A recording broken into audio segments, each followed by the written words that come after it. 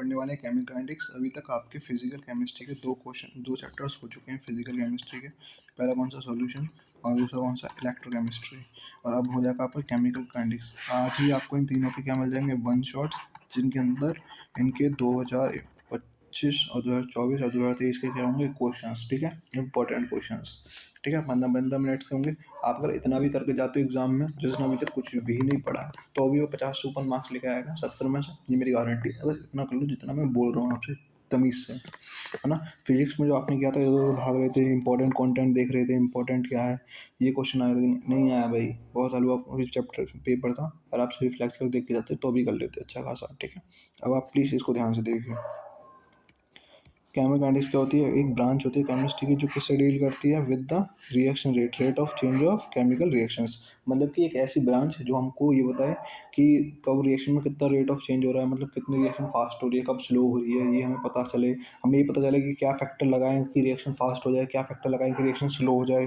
ठीक है, दूसरा उसकी मैकेनिज्म क्या है, ठीक है, वो कैसे कैसे हो रही है। अगर हमें ये सारी चीज़ें पता करनी है तो हमें केमिकल काइनेटिक्स में जाना पड़ता है। केमिकल काइनेटिक्स क्या होती है, ब्रांच होती है। केमिकल का मतलब रिएक्शंस, और काइनेटिक्स का मतलब क्या होता है, एक टाइम। काइनेटिक्स का मतलब क्या होता है, मतलब कि आपको मोशन के बारे में पता करना है तो काइनेटिक्स। ठीक है, फिजिक्स का टर्म है। आगे बढ़ते हैं। रेट ऑफ रिएक्शंस क्या होती है, exactly speed of reaction. Rate of reaction को आप बोल सकते हो स्पीड ऑफ रिएक्शन।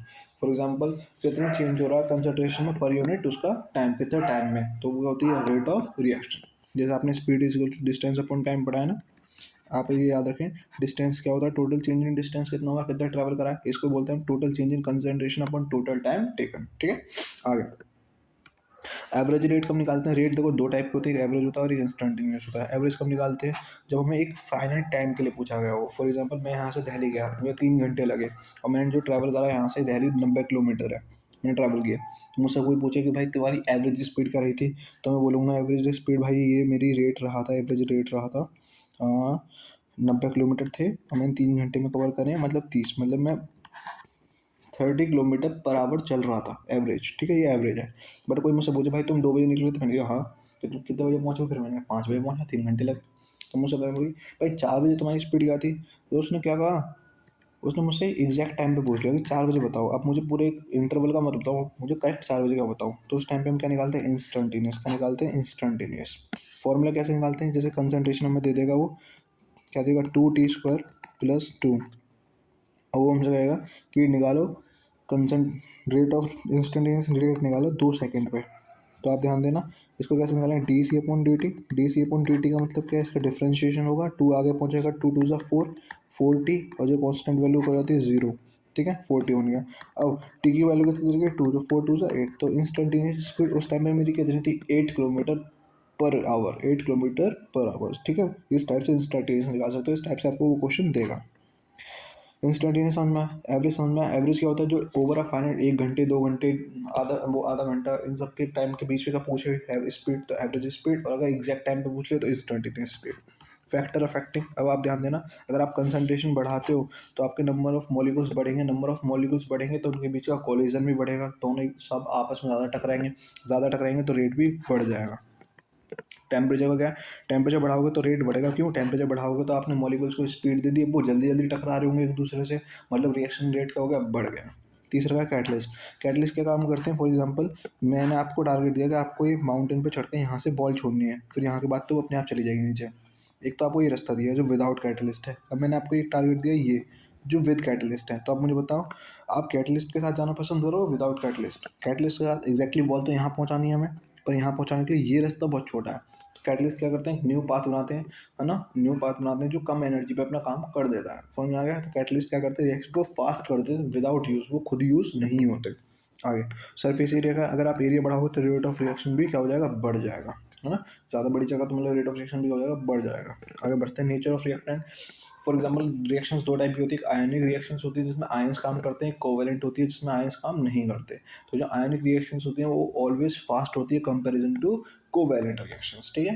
तो आप इस तरीके से याद रख सकते हो कि 5 फैक्टर्स थे। पहला कंसंट्रेशन, कंसंट्रेशन बढ़ेगी रेट ऑफ रिएक्शन बढ़ेगा। दूसरा टेम्परेचर, टेम्परेचर बढ़ेगा रेट ऑफ रिएक्शन बढ़ेगा। तीसरा कैटलिस्ट, कैटलिस्ट यूज़ करोगे तो रेट ऑफ रिएक्शन बढ़ेगा। फोर्थ सरफेस एरिया, अगर एरिया बढ़ाओगे तो रेट ऑफ रिएक्शन बढ़ेगा। Fifth nature of reactant, ionic reactants की आयोनिक कंडक्टेंस, वो आयोनिक रिएक्शंस फास्ट होती है कंपेरिजन टू कोवैलेंट रिएक्शंस। समझ में आया? तो समझ में आ रहा है ना? रेट लॉ, रेट लॉ क्या होता है? रेट ऑफ अ रिएक्शंस, मतलब रेट लॉ के अंदर आप एक ये पढ़ते हो कि रेट जो होता है किसी भी रिएक्शन का वो डायरेक्टली प्रोपोर्शनल होता है उसी के रिएक्टेंट की कंसंट्रेशन के, उसी की रिएक्टेंट की कंसंट्रेशन के। रेट लॉ खुद क्या होता है? एक मैथमेटिकली फॉर्मूला देता है वो हमें किस किस के बीच में, रेट ऑफ रिएक्शन और कंसंट्रेशन ऑफ रिएक्टेंट के बीच में, ठीक है। रेट ऑफ रिएक्शन और कंसंट्रेशन ऑफ रिएक्टेंट के बीच में। अभी डायरेक्टली प्रोपोर्शनल साइंटिफिक का एक कॉन्स्टेंट आएगा, उस कॉन्स्टेंट को बोलते हैं के। क्या बोलते हैं? के। ये क्या होता है? Rate constant. क्या होता है? रेट कांस्टेंट, ठीक है, रेट कांस्टेंट। अब अगर इस कंसंट्रेशंस के ऊपर कोई वैल्यू लिखी, पावर लिखी है, जैसे इसके ऊपर पावर एक्स और इसके ऊपर पावर वाई है, तो हमारा ऑर्डर क्या होता है? Power of concentration of the reactant. जो पावर के कंसंट्रेशन के ऊपर जो पावर लिखी रहती है, रिएक्टेंट की कंसंट्रेशन के ऊपर जो पावर लिखी रहती है, अगर हम उनका सम करते हैं तो हम क्या निकाल सकते हैं? ऑर्डर। क्या निकाल सकते हैं? ऑर्डर। तो ऑर्डर क्या होता है? X plus Y. ऑर्डर क्या होता है? Sum of power of the concentration of reactant. अब ऐसा यूनिट कैसे निकालते हैं हम? अगर हमसे कोई पूछ रहे रेट कांस्टेंट की ऐसा यूनिट निकालो तो सबके लिए अलग अलग होती है, अलग अलग ऑर्डर्स के लिए, है ना। ऑर्डर्स क्या पढ़ा आपने? सम ऑफ पावर ऑफ कंसंट्रेशंस। तो ऑर्डर का देखो रेट ऐसा यूनिट कैसे निकालते हैं, उसका फॉर्मूला मोल 1 - n लीटर, मोल 1 - n लीटर, n-1 सेकेंड -1। अगर आपका जीरो ऑर्डर होगा मतलब n की वैल्यू जीरो होगी तो यहाँ पे जीरो पुट करो, यहाँ जीरो पुट करो ना, यहाँ तो कुछ पुट करने की जरूरत नहीं है। तो क्या बनेगा? मोल 1 लीटर इनवर्स सेकेंड इनवर्स, मोल 1 लीटर इनवर्स सेकेंड इनवर्स। अगर आपका फर्स्ट ऑर्डर है तो 1 - 1 और सेकंड में तो 1 - 1 जीरो हो जाएगा तो पूरा हट जाएगा, ये भी पूरा हट जाएगा। तो आपका फर्स्ट ऑर्डर होगा तो क्या बनेगी ऐसे यूनिट? रेट कांस्टेंट की सेकंड इनवर्स। क्या बनेगी? Second inverse. कोई दिक्कत नहीं तो आगे। ऑर्डर कैन बी जीरो, हम ऑर्डर क्या हो सकता है? जीरो भी हो सकता है, नेगेटिव भी हो सकता है और फ्रैक्शन में भी हो सकता है। ऑर्डर कैन बी जीरो भी हो सकता है, नेगेटिव भी हो सकता है और फ्रैक्शन में भी हो सकता है, कोई इसके लिए कोई दिक्कत नहीं है। आगे बढ़े। We can calculate order in both type of reaction, हम कैलकुलेट कर सकते हैं ऑर्डर को both type of reactions. Elementary के लिए भी, एलिमेंट्री क्या होती हैं? ऐसी रिएक्शंस जैसे मुझे ए से बी में कन्वर्ट होना है, तो मैं अगर एक सिंगल स्टेप में कन्वर्ट हो गया तो वो क्या होती है? मेरी एलिमेंट्री रिएक्शंस। अब मुझे घर यहाँ से ए से बी में ही कन्वर्ट होना है, तो पहले मैं ए से सी बना, फिर सी से डी बना, फिर डी से बी बना, फिर आके बी बना। तो इसका मतलब क्या है? मैंने बहुत सारे स्टेप्स यूज़ करे, तो ये क्या होती है? Complex reaction. क्या होती है? Complex reaction. तो समझ में आ गया। एलिमेंट्री रिएक्शन की होती है जो सिंगल स्टेप में हो, कॉम्प्लेक्स रिएक्शन की होती है जो मल्टीपल स्टेप्स में हो, ठीक है। अब मॉलिकुलरिटी क्या होती है? मैंने कहा कि 3A + 2B मिल के सी बना रहे हैं, तो मैंने आपसे पूछा कि इसमें रिएक्टिंग स्पेसीज कितनी है, मतलब रिएक्टेंट साइड में स्पेसीज कितनी है, तो आप बोलोगे थ्री तो ये और दो क्या है? बी। तो दोनों को मिला कितनी उनकी मॉलिकुलरिटी? 5। कितनी उनकी मॉलिकुलरिटी? 5। तो मॉलिकुलरिटी क्या होती है? Sum of total number of reacting species. कितने रिएक्टिंग स्पेसीज क्या कर रही हैं? रिएक्ट कर रही हैं। उनको सम निकाल रहे तो क्या निकाल लेते हैं? मॉलिकुलरिटी। क्या निकाल लेते हैं? मॉलिकुलरिटी। आगे बढ़ते हैं। जैसे कि इसके आगे स्मॉल ए था, इसके आगे स्मॉल बी था, मॉलिकुलरिटी निकालें A + B। अब मॉलिकुलरिटी कभी भी ना तो जीरो हो सकती है, ना नेगेटिव हो सकती, ना फ्रैक्शन। क्या बोल रहा हूँ मैं? मॉलिकुलरिटी कभी भी ना तो जीरो हो सकती, ना नेगेटिव हो सकती, ना फ्रैक्शन हो सकती। समझ में आया? अगर जीरो का मतलब क्या है? यहाँ पे कुछ होगा ही नहीं। जब रिएक्टेंट साइड ही कुछ नहीं होगा तो प्रोडक्ट कहाँ से बन जाएगा? जब रिएक्टेंट ही नहीं है तो प्रोडक्ट कहाँ से बनेगा? समझ में आ गया? अब अगर कोई एलिमेंट्री रिएक्शन है, एलिमेंट्री रिएक्शन होते हैं सिंगल स्टेप रिएक्शन है, तो उसके अंदर ऑर्डर किसके इक्वल होता है? मॉलिकुलरिटी है। किसके इक्वल होता है? मॉलिकुलरिटी है। आगे बढ़ते हैं। जीरो ऑर्डर रिएक्शंस क्या होती हैं?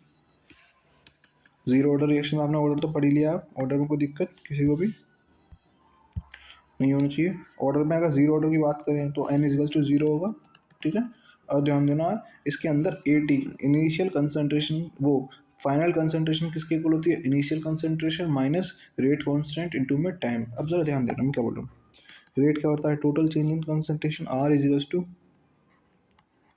Concentration of A concentration of B multiply by K। ये तो होता था। अब अगर ऑर्डर जीरो, इसका मतलब क्या होगा? यहाँ पे जीरो जीरो होगा। समझ में आ गया? ऑर्डर जीरो इसका मतलब क्या होगा? यहाँ जीरो जीरो होगा। समझ में आ गया? बात क्लियर है? ऑर्डर जीरो इसका मतलब यहाँ पे क्या होगा? Zero zero. तो आप समझना यहाँ पे क्या होती है? रेट कभी भी किस पर डिपेंड नहीं करता? कंसंट्रेशन पर डिपेंड नहीं करता। मैं लिख देता हूँ इस चीज़ को, rate does not depend on concentration, rate does not depend on concentration, zero order में।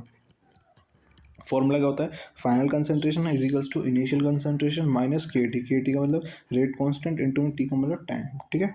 अब हाफ लाइफ पीरियड क्या होती है, half life period it is a time, वो टाइम जब रिएक्शन क्या हो जाए 50% कंप्लीट हो जाए, जब 50% कंप्लीट। फॉर एग्जांपल मैं 60 साल जीऊँगा, तो जब मेरी 30 साल हो जाएंगी तो इसका मतलब क्या, मेरी हाफ लाइफ पीरियड खत्म हो गया, मैं 30 साल जी लिया, मतलब मैं अपने टाइम से आधा टाइम जी लिया, आधा टाइम मेरी रिएक्शन होगी।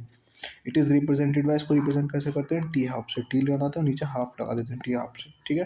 अब टी हाफ का फॉर्मूला क्या होता है, जीरो ऑर्डर में डायरेक्ट फॉर्मूला याद करने, भाई डेरिवेशन तो आते ही नहीं है इसमें, तो क्यों करने हैं डायरेक्ट फॉर्मूले, कहाँ से आया फॉर्मूला, अब क्या पता करोगे, क्या करना है इसका, सिर्फ फॉर्मूला याद करो, न्यूमेरिकल साइन में पुट करना, आंसर निकालना।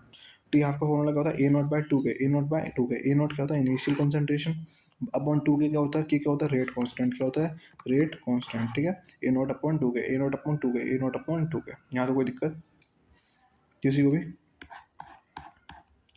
फर्स्ट ऑर्डर क्या होता है, K is equals to, first order क्या होता है, K rate constant is equals to 2.303 upon time T log initial concentration upon final concentration. First order का ये फॉर्मूला होता है, फॉर्मूले ही याद करने डायरेक्ट।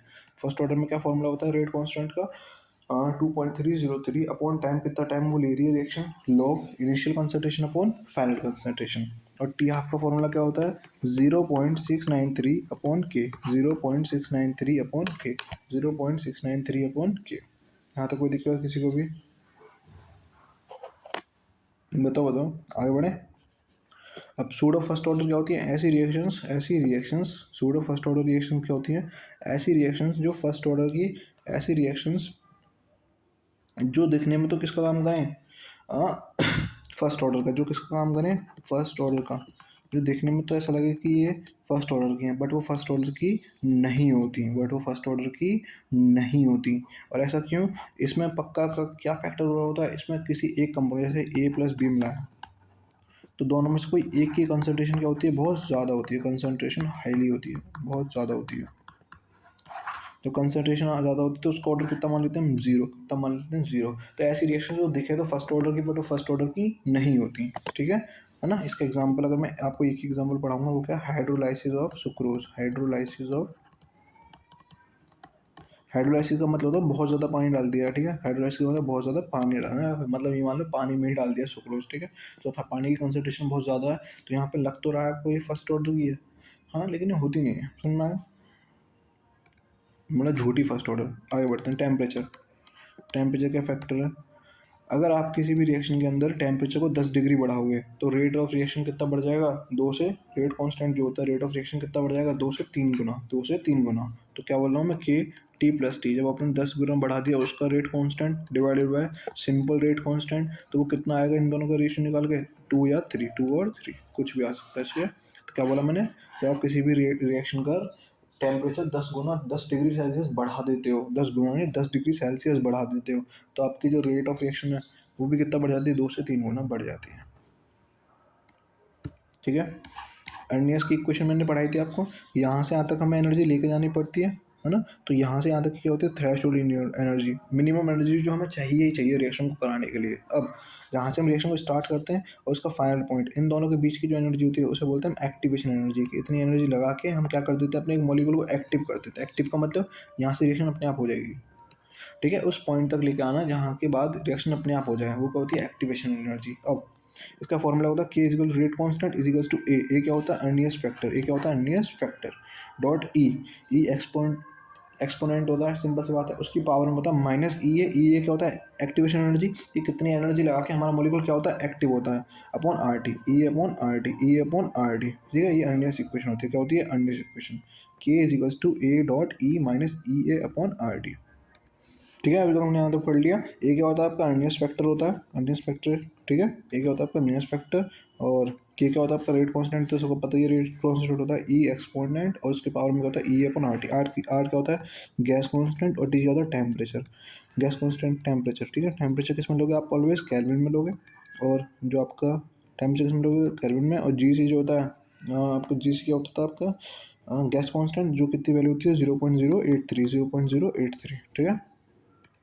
अब इसी क्वेश्चन को अगर हम लॉग लगा के सॉल्व करें, मतलब ये ई की पावर हमने नीचे डाली हो तो लॉग लगा के सॉल्व करेंगे। Log K is equals to log A minus E A upon 2.303 R divide by 1/टी। भैया फॉर्मूला कहाँ से आया? अबे नहीं करना भाई, कुछ भी नहीं पढ़ना डेरिवेशन वगैरह, डायरेक्ट फॉर्मूला याद करने। Log K is equals to log A minus 2 E A upon में 2.303 आर डिवाइड मल्टीप्लाई में 1/टी। देखो अगर तुम इतने सीरियस होते तो पहले से तुम्हें सारी चीज़ें पता होती, और नहीं हो तो प्लीज़ फॉर्मूला याद करो और इसके ऊपर क्वेश्चन देखो कैसे कैसे आते हैं, बस इतना इनफ है, इनफ इनफ इनफ। ठीक है, log K is equals to log A minus E A upon 2.303 R divide by 1/टी। ये क्या होती है? एक्टिवेशन एनर्जी जो चाहिए होती है किसी भी एलिमेंट, किसी भी मॉलिक्यूल को एक्टिव स्टेट में लाने के लिए। अब अगर दो रिएक्शंस हो रही हो तो K1 और K2 हो जाएगा, ये वाली इक्वेशन अलग होगी, ये वाली कोई देखो अर्नेस्ट फैक्टर दोनों में सेम रहेगा, बस ई ए चेंज होगा, एक्टिवेशन एनर्जी और टेम्परेचर चेंज होगा। अगर हम इन इक्वेशंस को डिवाइड कर दें लॉग लगा के, तो वैल्यू क्या बनेगी? नई इक्वेशन क्या बनेगी? Log K2 upon K1 is equal to E A upon 2.303 R multiply में 1/T1 minus 1/T2, 1/T1 minus 1/T2। इसको याद करना इंपॉर्टेंट है फॉर्मूला, इसके ऊपर क्वेश्चन दे देखिए। ठीक है, और K2 upon K1 is equal to E A upon में 2.303 आर मल्टीप्लाई में 1/T1 माइनस 1/T2। आगे बढ़ते हैं। अब क्या है आपका कॉलिजन फ्रीक्वेंसी? क्या है आपका कॉलिजन फ्रीक्वेंसी? ये लास्ट टर्म है इस केमिस्ट्री में, इस चैप्टर से। कॉलिजन फ्रीक्वेंसी ध्यान देना। कॉलिजन फ्रीक्वेंसी क्या होती है? Collision theory of molecule. देखो केमिकल रिएक्शंस कब होती हैं? केमिकल रिएक्शंस ऐसे ही नहीं हो जाती हैं, जैसे आपने ए के अंदर बी मिलाया तो रिएक्शन तभी नहीं स्टार्ट हो जाती। ठीक है, क्या होता है? ए के मॉलिक्यूल बी के मॉलिक्यूल से टकराते हैं, बहुत सारे कॉलिजन्स होते हैं, बट रिएक्शन में पार्टिसिपेट कौन से कॉलिजन्स करते हैं? जो इफेक्टिव होते हैं। इफेक्टिव का मतलब क्या होता है? जिनके अंदर अच्छे से कॉलिजन हुआ हो, जिनके अंदर इफेक्टिव कॉलिजन्स क्या होते हैं? जिनके अंदर प्रॉपर ओरिएंटेशन हुआ हो विद सफिशिएंट एनर्जी, मतलब हेड टू हेड टकराए हो एक दूसरे से, एकदम सामने से ऐसे टकराए हो। ठीक है, और प्रॉपर क्या हुआ हो उस टाइम पे जो काइनेटिक एनर्जी वो भी उनकी अच्छी खासी होनी चाहिए, ताकि पुराने बॉन्ड टूटे और नए बॉन्ड बने। इफेक्टिव कॉलिजन्स क्या होती है? प्रॉपर ओरिएंटेशन होनी चाहिए, हेड टू हेड टकरानी चाहिए, आमने सामने से टकरानी चाहिए, उनकी सफिशिएंट एनर्जी होनी चाहिए जो ब्रेक कर दे ओल्ड बॉन्ड्स को, पुराने बॉन्ड्स को, और फॉर्म करे उसके बाद तो नए बॉन्ड तो अपने आप बन ही जाते हैं। ठीक है, अब रेट क्या होता है? रेट निकालना है यहाँ पे जेड ए बी सिर्फ रिप्रेजेंट कर रहा है जेड डॉट ई माइनस ई अपॉन आर टी। बस यहाँ पे क्या होता है? ए की जगह क्या ले जाता है? जेड। अर्नियस में ई ए था और यहाँ पे क्या लग गया? जेड। जेड क्या होता है? कॉलिजन फ्रीक्वेंसी, कितने कॉलिजन्स हो रहे हैं एक सेकंड में, कितने कॉलिजन्स हो रहे हैं एक सेकंड में। समझ में आ गया? तो all collision do not form, सारे के सारे कॉलिजन्स काम नहीं करते प्रोडक्ट बनाने में, कुछ कॉलिजन्स रह जाते, मतलब जो ज़्यादा इफेक्टिव नहीं काम कर पाते वो उन्हें नहीं कंसीडर करते हम रेट ऑफ रिएक्शन में। सिर्फ कौन से होते हैं? इफेक्टिव कॉलिजन्स को हम कंसीडर करते हैं at the formation of the product में। किसी भी प्रोडक्ट को बनाने के लिए हम इफेक्टिव कॉलिजन्स को ही कंसीडर करते हैं बस। समझ में आ गया? इफेक्टिव कॉलिजन्स क्या होते हैं? कॉलिजन्स होते हैं with proper orientation with sufficient energy to break, with sufficient energy to break क्या करने के लिए? बॉन्ड्स को एंड फॉर्म करने के लिए न्यू बॉन्ड्स। ठीक है, सफिशिएंट एनर्जी होनी चाहिए। दूसरी चीज़ क्या बोला मैंने? कॉलिजन फ्रीक्वेंसी इस वाले फॉर्मूले में, और R is equal to A dot E minus E A upon R T में सिर्फ क्या फ़र्क था? आर का। यहाँ पे आर क्या होता है? अर्नियस फैक्टर, और यहाँ पे जेड क्या है? Collision frequency. आप ये याद रखें। ठीक है, आप ये याद रखें। ठीक है, आई एम, यहीं पे आपका ये चैप्टर कंप्लीट होता है। 18 मिनट में हुआ है वहाँ पे चैप्टर, थोड़ा फास्ट हो गया। तो आपने इसमें जो जो पढ़ा, इसमें सबसे ज़्यादा इंपॉर्टेंट क्या है? जीरो ऑर्डर और फर्स्ट ऑर्डर के फॉर्मूले, दूसरा अर्नियस इक्वेशन, कॉलिजन फ्रीक्वेंसी, मॉलिकुलरिटी और ऑर्डर के बीच में आपको डिफरेंस पता होना चाहिए। बस यही इंपॉर्टेंट था और कुछ नहीं है इसमें। Thank you.